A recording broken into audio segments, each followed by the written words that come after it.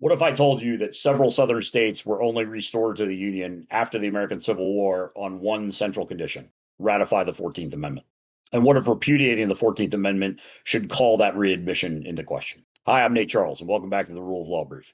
That's the constitutional theory I want to explore today.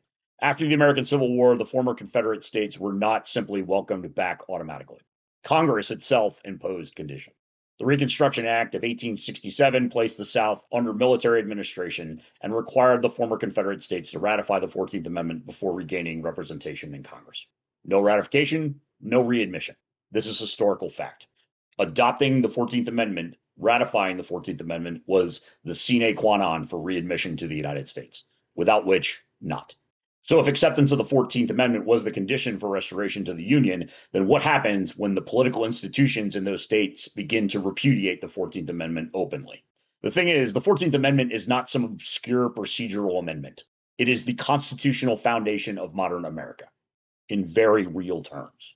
The 14th Amendment to the U.S. Constitution is where we get the ideas of equal protection under the law, birthright citizenship, due process, and the application of the Bill of Rights to the U.S. states. Modern civil rights law largely rests on the 14th Amendment entirely. In many ways, Reconstruction refounded the United States around these ideas, and around the 14th Amendment in particular. So when a state starts openly rejecting the 14th Amendment, it's not merely disagreeing over policy. It's challenging the constitutional settlement that allowed it to come back into the Union after the Civil War.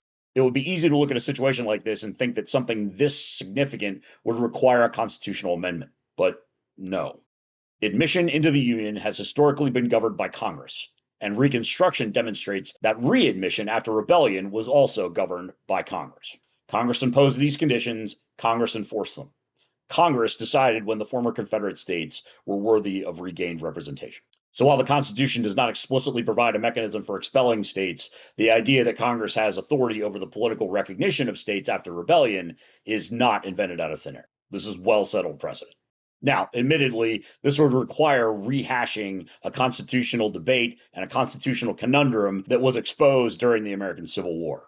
What process, if any, allows Congress to remove states from the Union? That is a far less well-settled issue, and in fact, the U.S. Supreme Court in Texas v. White described the Union as indestructible.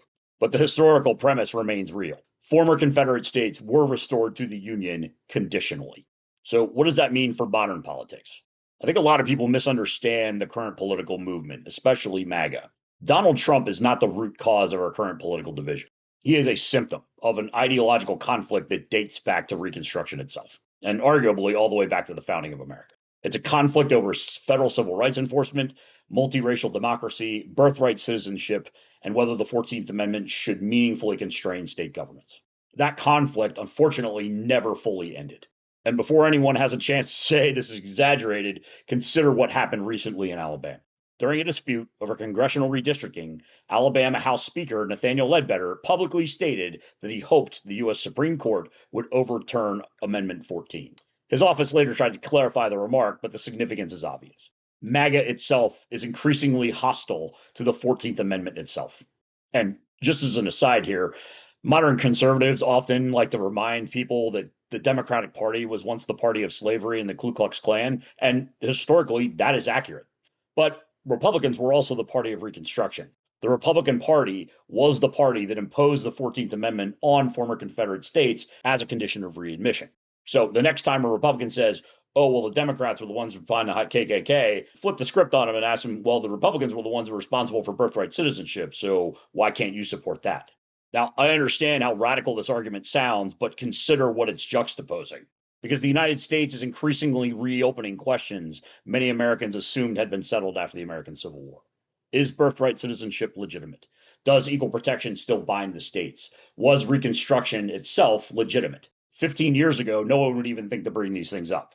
But these are no longer fringe questions. And that brings us back to my central point. If the former Confederate states were restored to political power only after accepting the 14th Amendment, then what are the constitutional consequences if they begin repudiating that settlement? This isn't merely a partisan question. It's a question about the nature of the Union itself. And not to put too fine a point on it, from where I sit, if MAGA is not prepared to accept the 14th Amendment, the states that are currently under the control of MAGA are free to leave. You are not welcome in my United States.